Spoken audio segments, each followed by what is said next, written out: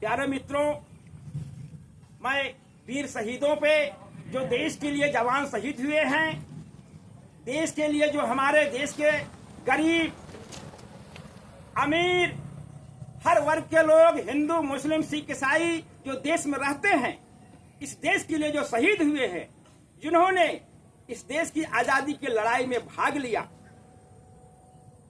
हम उन शहीदों पे कविता पढ़ने जा रहा हूं।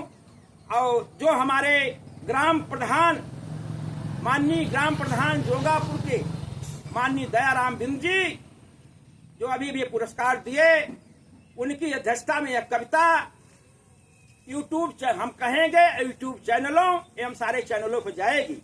आप लोगों से यही निवेदन है कि देखने के बाद आप चैनल को लाइक, सब्सक्राइब एवं शेयर जरूर करेंगे, क्योंकि अगर शेयर नहीं करते, लाइक या सब्सक्राइब नहीं करते, तो यह हमारे वीरों का अपमान है जिन्होंने देश के लिए कुर्बानी दे दी है। क्योंकि कविता बहुत बोझ की है और बहुत बड़ी है, वीर शहीदों पे है।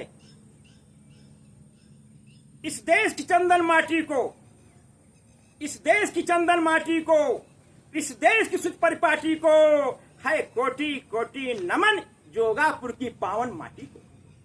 जोगापुर की पावन माटी को एक कविता जहां पर हो रही है, हमारे बड़े पिता, गांव के बड़े पिता भी लगते हैं रामकृष्ण, जिन्हें जो टेलर मास्टर के नाम से प्रसिद्ध हैं और चौलर के कवि हैं रहे, वो चौलर के कवि रहे। तो मैं भी एक कवि हूं, इसलिए उनके द्वार पर एक कविता मैं कह रहा हूं आज 14 अगस्त को। तो आप लोग ध्यान से देखें कि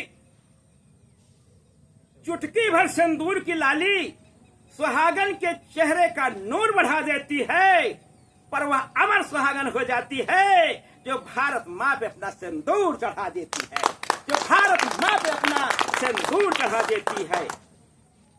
तो कोई मोल नहीं दे सकता बासंती जज्बातों का, लाश के ऊपर लाश पट गई ऐसी काली रातों का।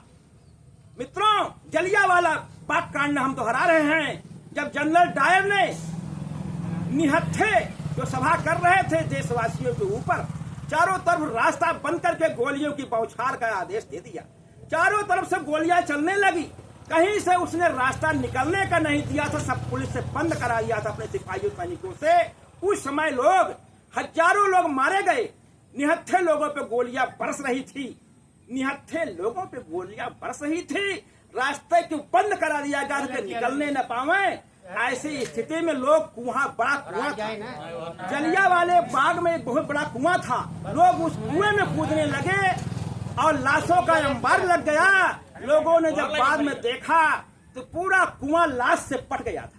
सोचिए कि ये अंग्रेजी शासन की बर्बरता थी।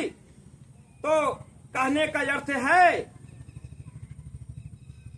बदन पर बंधी थी बेड़िया,